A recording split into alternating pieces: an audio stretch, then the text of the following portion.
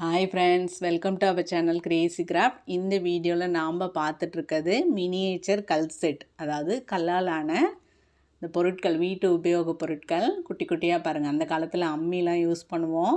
So இதுவுமே அந்த உரல் மாதிரி தான் இடிக்கிறது. ஸோ இங்கே உரல் இருக்குது பாருங்கள். இதில் அரிசி அரைக்கிறது, சட்னி அதெல்லாம் அரைப்பாங்க அப்போலாம். ஸோ இது உலக்கை, அந்த உலக்கை வச்சு குத்துறது, நெல் அது மாதிரிலாம் குத்தலாம். இது இயந்திரம்னு சொல்லுவாங்க. அதில் கேழ்வரகு அதெல்லாம் போட்டு இப்படி நல்லா அப்படி சுத்தணுன்னா உங்களுக்கு அரைக்கும். ஸோ இது உரல்.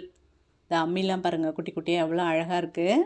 ஸோ இதை வச்சு இன்றைக்கி நம்ம ஒரு மாவு அரைக்க போகிறோம். அதாவது அந்த உரல் இருக்குது இல்லைங்களா, அதை வச்சு மாவு அரைக்க போகிறோம். மாவு அரைக்கிறதுக்கு கொஞ்சம் அரிசி, பச்சரிசி எடுத்துக்கோங்க. புழுங்கல் அரிசி எடுக்காதீங்க, ஏன்னா அது ஊறாது சீக்கிரமாக. கொஞ்சம் வெந்தயம், கொஞ்சமாக உங்களுக்கு உளுத்தம் பருப்பு இதெல்லாம் சேர்த்து நல்லா கொஞ்சம் கழுவிட்டு ஊற வச்சுருங்க. கொஞ்சம் நேரம் ஊறினாலே போகும், ஏன்னா பச்சரிசி சீக்கிரமாக நமக்கு ஊறிடும். ஸோ ஒரு தடவை சும்மா நல்லா கழுவிட்டு நம்ம கொஞ்சம் மினியேச்சருக்கு தானே செய்ய போகிறோம். ஸோ அதனால் சும்மா ரஃப் ஒர்க் மாதிரி தான், பசங்களுக்கு ஒரு என்டர்டெயின்மெண்ட்டாக இருக்கும், என்ஜாய் பண்ணி இந்த ஒர்க் பண்ணுவாங்க. ஸோ இப்போ உரலில் நம்ம இதை அரைக்கலாம். ஸோ அந்த காலத்துலலாம் பாட்டிங்கெலாம் இதில் தான் அரைப்பாங்க அழகாக. இப்போ தான் கிரைண்டர்லாம் வந்துச்சு.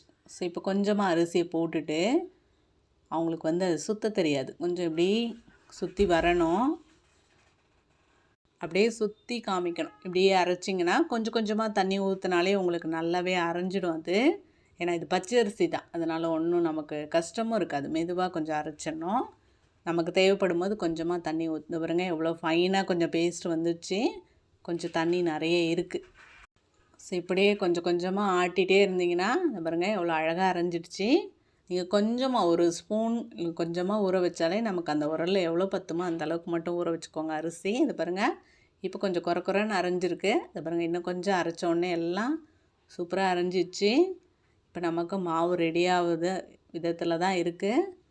இந்த மாதிரி கொஞ்சம் எதனாச்சும் உங்கள் வீட்டில் கிட்ஸ் இருந்தால், ஆனால் உங்கள் பேரண்ட்ஸ் யாராவது சூப்பர்விஷனில் இந்த விஷயத்த பண்ணுங்கள். ஏன்னா கைக்கு எதனாத்தையும் தேய்ச்சிக்க போகிறாங்க அந்த உரலில். புதுசாக இருந்ததுன்னா நல்லா கழுவிட்டு கொடுங்க.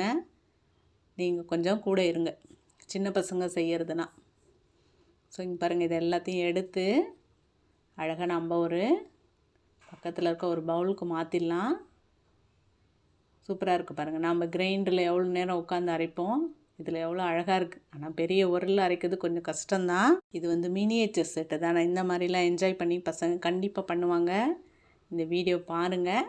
ஆனால் பண்ணும்போது பேரண்ட்ஸ் யாருன்னா கூட இருந்து பண்ண சொல்லுங்கள். ஸோ இந்த செட்டெல்லாம் இப்போ எல்லா கடையிலையும் கிடைக்குது. நீங்கள்